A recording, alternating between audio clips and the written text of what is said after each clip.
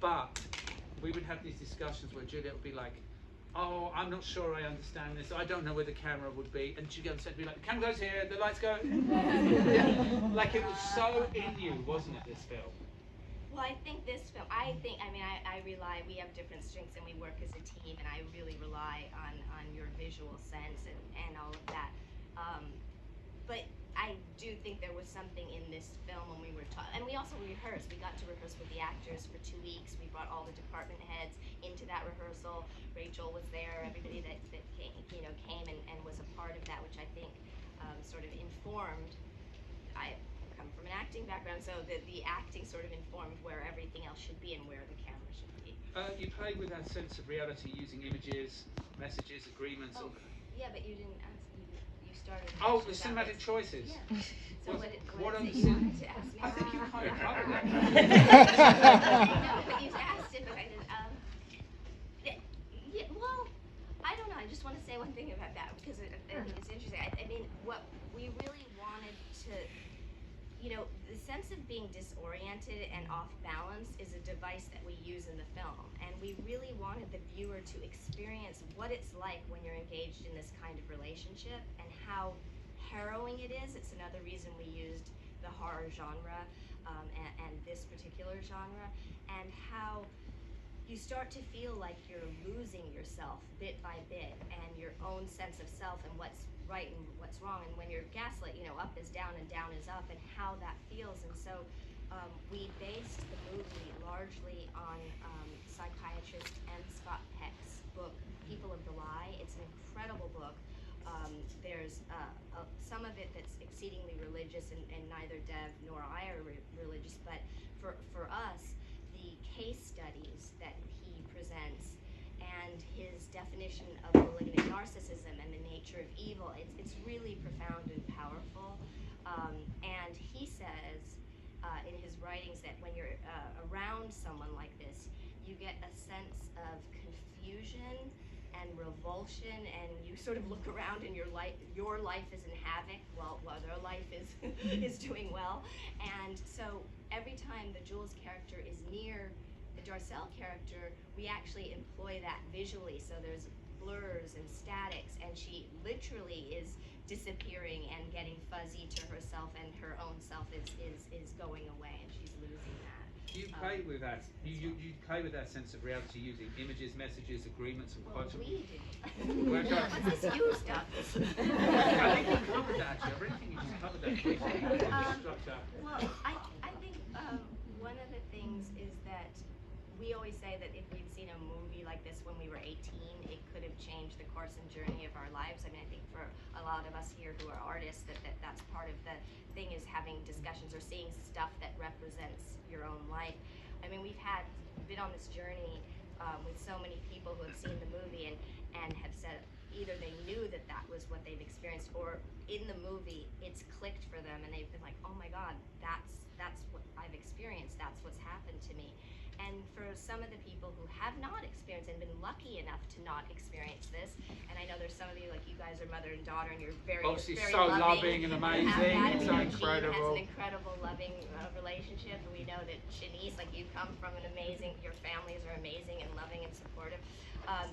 We had a producer, and he said he really got inside psychological abuse in a way that he hadn't understood before, because he felt like it was inside it, and so he experienced the emotional feeling of it, and he started thinking about the agreements that he's making with his own children, and he's already an incredible parent, so he was like, but if I can make it even better and make those things so that they can succeed in life.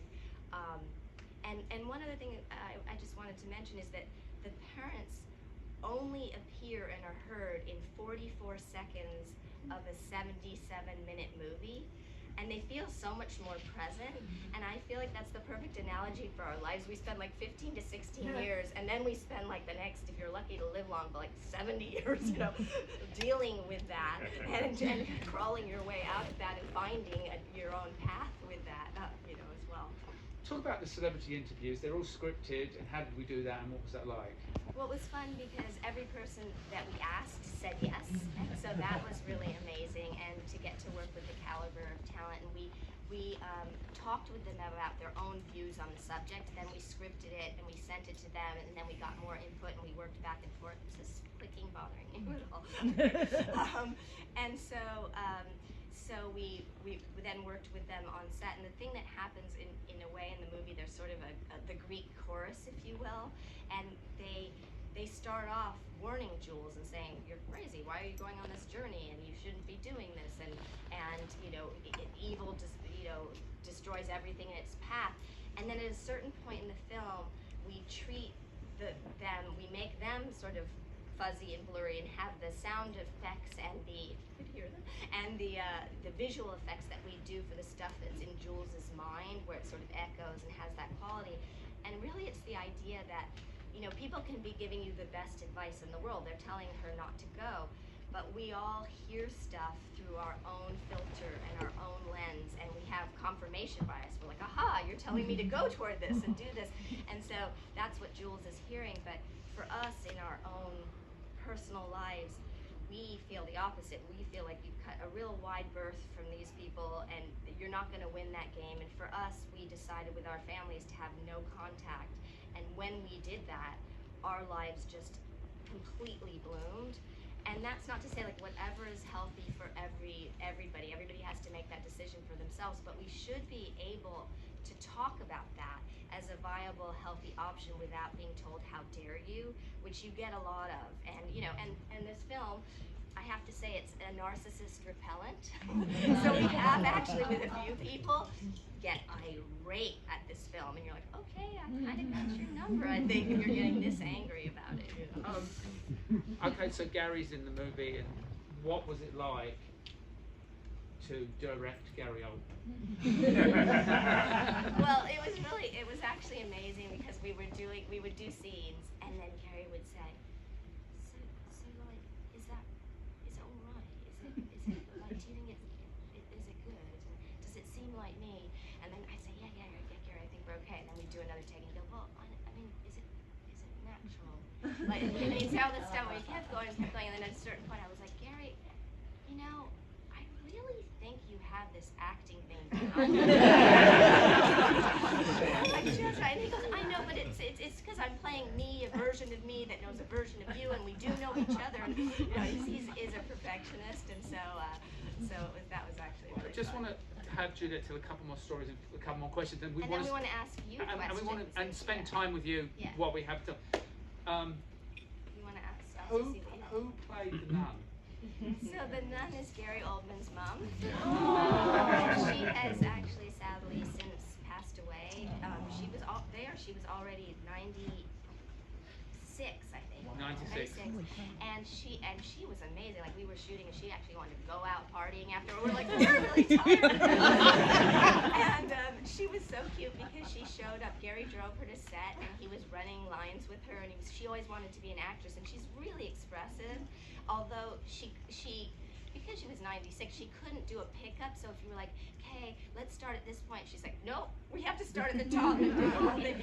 And then it was really funny, because I'd be like, and action, and I'd come in the scene, and she'd go, so are we gonna have a go? And I'd go, yes, when I say action, we're gonna have a go. And then I go, and action. And she'd go, now. And I go, yes, when I say action, we're gonna have a go right then. And I go, and action. She go, yeah, so now is when we're gonna and I go, and so we're gonna have a go. And she was playing a nun, and she came in, right, Rachel, with bright blue eyeshadow. I always wear it. I always wear it. Like, for a nun, I think maybe we should get rid of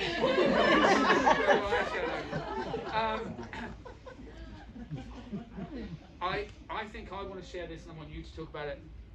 When you make a film, and there's filmmakers in the audience tonight, people who make movies.